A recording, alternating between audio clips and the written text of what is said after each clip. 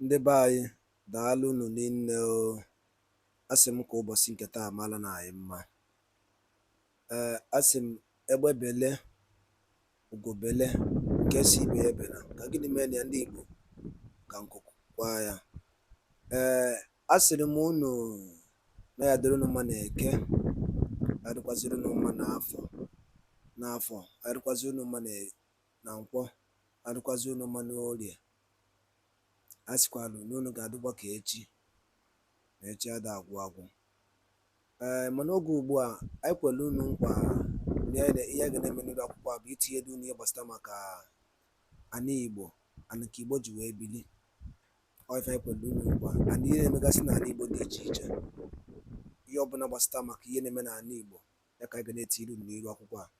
So ọ bụla anyị gba mbọ tiri unu ya, unu kabara unu ga-echa ya bụ ife, ihe ọbụla anyị tiri unu bụ ihe na-emenụ n'obodo dị iche iche n'ala Igbo.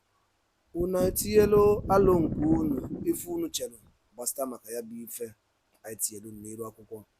So n'ọbụ ya, a sịkwa m ka ụbọchị nke taa mara na anyị mma ise anyị dịka o si dị ngwa gbasara maka ka ndị Jewish si ebi and ka ndị Igbo si ebi, maka anyị kwere unu nkwa na anyị ga-ewetara unu n'elu akwụkwọ gbasara maka ife na-eme na Igbo community and obodo a na ndị Igbo na-emekọrịta ofu omume.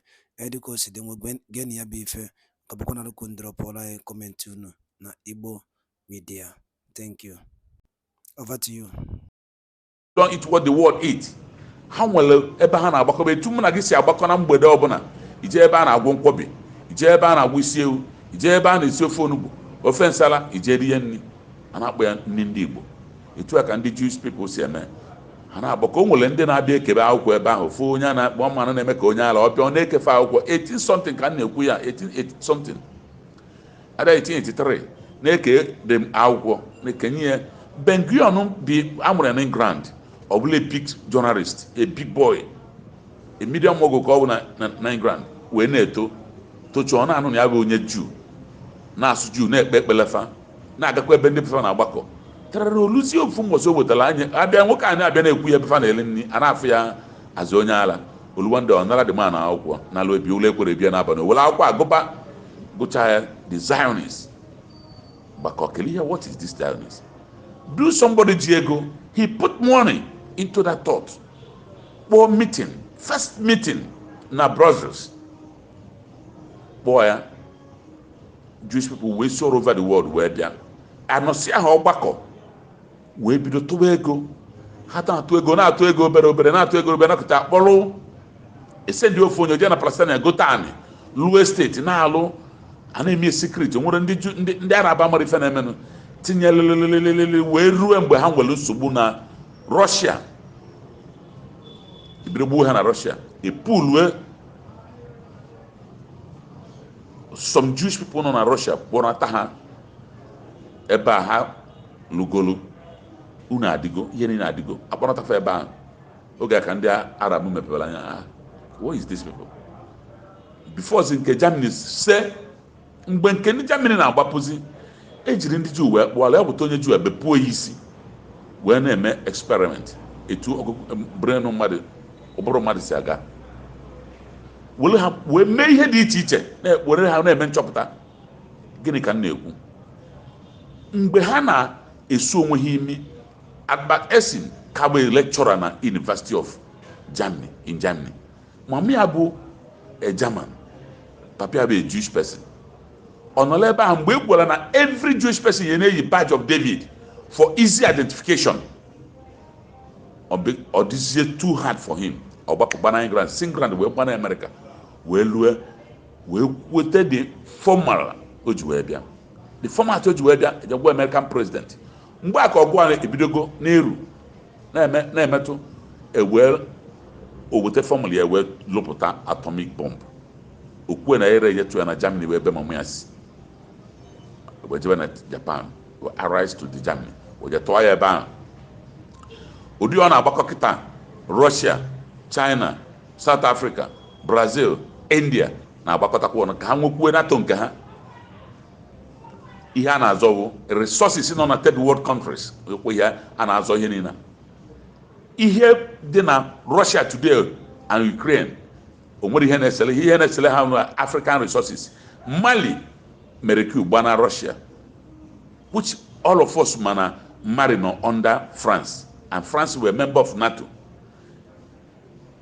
Guinea mere coup gbana Russia, Burkina Faso mere coup gbana Russia. So anya chande NATO na ọ bụrụ na arapụ ndị Russia, in the next 20 years all the animals nọ na their cage will run to Russia. Ha wee chọọ ka ha tinye checkmate Russia, problem wee pụtaba ịnahụta. Mana Chineke na-achọ iweta new world. Etunumọchị wee fịa weta olu obere ọgụgụ isi nwere ka njebe ebe na-eje. Ndị Igbo ka nna ajụ si ha biko, ọ na nwa mgbe ka amara akpụ ka ọ na-agụba adọrọ nkọ. Kelee ihe kpataziri na onwerozi forum ebe ndị Igbo na-anọkọ atụ alo. Kelee ihe kpataziri na onwerozi ọgbakọ chịkọrọ ndị Igbo.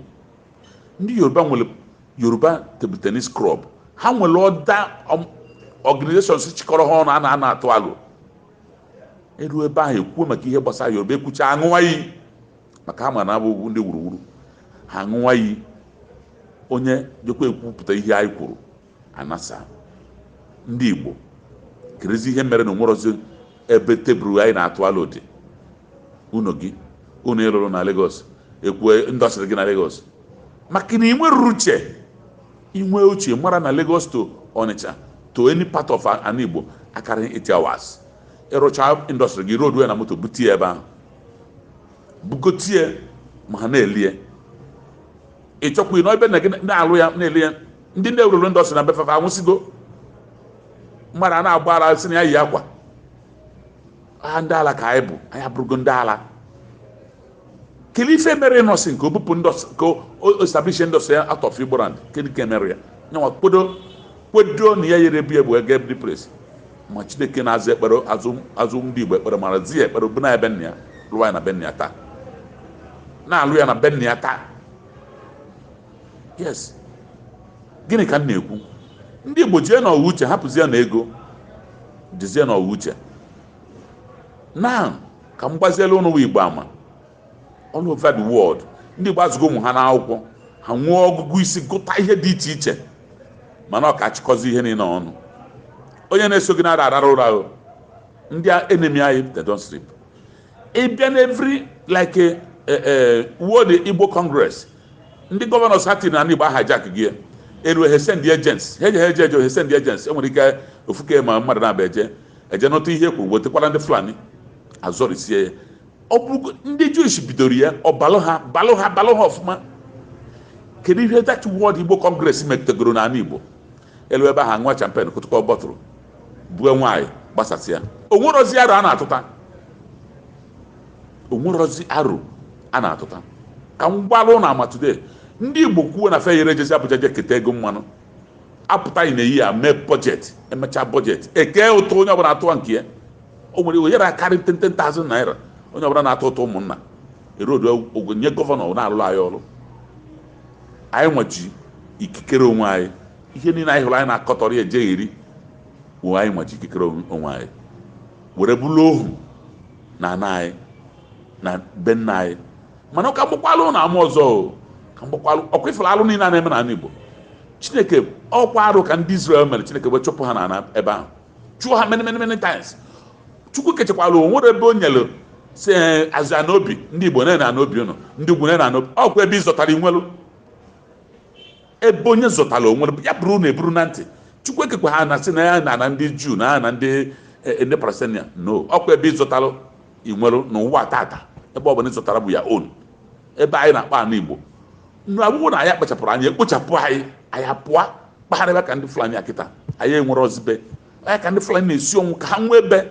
Ọ bụrụ adapụta matara ha ụta ha makwa ihe ha na-esi ọnwụ ka ha nwee ebe ya asị ihe a Fulani land in the next 200-300 years. Ọ bụrụzie issue, ọ bụrụzie story.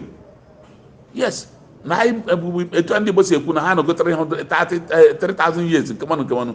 Ọkwa etu ahụ ka ọ dị. Etu a ndị Juu bịa kịta mee occupied territory, ọkwa etu ahụ ka ọ dị. O nwere Chukwu ekekwa ha n'obi. Ọkwa ebe ịzọtọrọ bụrụ nke gị. Ya dị burukwa anyị eburu n'obi na-asị ya ebe abịa Igbo land. If you are not to protect the Igbo land, ekpochapụ gị ịpụa kpagharịba. so ya ka m chọrọ ka m gwara ndị Igbo taa, ndị Igbo mepee na anya ụnụ, rapụ na ego mbiribe anyị na-achụgheri. Anyị na-ele onwe anyị, na-ele onwe anyị. Onye a gwara tụọ nwanne ya ekpe, tụọla ha aka ebe ndụ dị nwanne ya, kpụrụ ya na Nnamdị Kanụ. A na-ekwu na aka ndị Igbo dị na ihe eji kpọta nata Nnamdị Kanụ adọ nwere ike maka Fulani dị intelligent. Unu echetara mgbe a tụrụ Awolowo nga na onye Yoruba ka a kpọrọ as chief judge tụrụ Awolowo nga, ndị Fulani nyere apụta nwere ha lụcha ihe ya alụ sendie onye Bono ka ejije emere gị. Gọvanọ Benue steeti siri ọnwụ na Peter Obi ya win Benue steeti. Gịnị ka e mere ya? Abụrọkụ anya mana oyere abịa sineti ndị yuzuo ndị befa. Ọgụgụ isi bụ ihe eji ebi ndụ, ọ bụrụ ego. Ego bụ a lubricant, grease, na-eme ka ayọ na-abụ ghara ịkwụ ọtọkọ ọnụ. Mana ọgụgụ isi ka ijiji ebi. Ndị Igbo kụnyenụ n'ụla property. Enwere m property na Lagos, enwere m na Abuja, enwere ọsụsọ unu ka a na-alụta. Ọsụsọ lụanụ mkpụrụngwa ebe a na-alụ mkpụrụ bunati ya na ala Igbo bịa lụọ ya. Duto na enwerozi ọgbakọ, ndị Igbo enwerozi ọgbakọ, onwerozi ebe a na-atụ alụ. Nna anyị akparamagwa onye a ka mụ na edekọ ego ọnụ ka anyị wee lụpụta ihe dị etu a, ọ dọrọzi. O wee bụrụ ihe mwute. Unu echetara kọmpanị a na-akpọ GMO n'ala Igbo? Mmadụ ịtọ nwe ihe nwunye from ọka eti. Ha nwere 50 something industries n'ala Igbo. Enwere taya ebe a na-alụ taya n'ala Igbo, road master, Owerri road ka ọ dị na ya. Ha nwere many things n'ala Igbo, mana ndị a nwụsịgo ihe niile anwụọ. Ndị Igbo kụnyenụ n'ụla. Ọkwụla na-egbu anyị ihe a, mana ụlọ anyị egbu anyị ekwekwana ka egbufuo anyị nwa, maka na afọrọzime ebe amarọzi m dịka asachachala uche anyị hafuo. Onye Igbo jee n'obodo ya jee bute ego, ọ nata ogoro ụgbọala 1 billion naira na-eto ya, asị na ogoro ụgbọelu. Ndo ụmụazị nọ n'ala Igbo enwere ihe ha na-alụ. O nwere ihe nche mfụrụ nke ikpeazụ a, moto si Ọnịcha apụ, ọ na-agba empty. Any truck si Ọnịcha apụ na-agba empty, maka o nwere ihe ọ ga-ebu wee pụ. You are not exporting anything to anywhere. Ị na-aghọta? Those that items a na-ebute bupụrụ n'ala Igbo were na-apụ. Ama m oge na-alụ property nwere ebe a na-alụ fom n'ala Igbo. Ha na-ebuji ugwu Awụsa, ugwu Awụsa ka ha na-ebute ya. Deko ha ndị gbana ha bekọrọ those things, a na-ebu from ala Igbo buji ugwu Awụsa. Mana today moto na-apụ iru na Menas, moto ọbụla na-aga Gboko ntakịbịa m mgbugo ebe ahụ na-ebu fom ana, ndị ebe maka na-ekwu na-ebu fom ana. Mana today all those things anwụchago. Onye butezi owere egoro moto gburu ya na lụọ họteelụ ebe anyị na-agba ashawo, ebe anyị na-agba ọtọ. Jirinụ nwayọọ. Iwe Chineke ya ekpochapụ ala Igbo ma ọ bụrụ na anyị jiri nwayọọ. Iwe Chineke ya ekpochapụ ala Igbo. Si jiri nwayọọ. Alụ na-abata n'ala Igbo, alụ na-abata n'ala Igbo. Ka ọzọ na-ekwu ụmụ anyị Igbo a na-apụta na soshal midia asaghị esi ọnụ akụgheri ịkpọzi arụ nwoke na nwaanyị.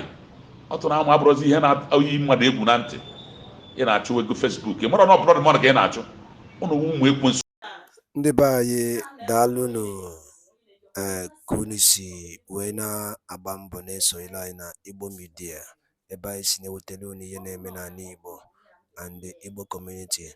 Gịnị ka unu nwere ikwu gbasara maka ya bụ ihe Biafra Prime Minister kwuru n'ụdị nke ya? Dropụọla anyị ya on the comment. Nke ọzọ dịka ibe ya bụ cheta na ya bụ Igbo Media ka anyị si na-asị unu nnọọ ka emesịa ụmụnne m.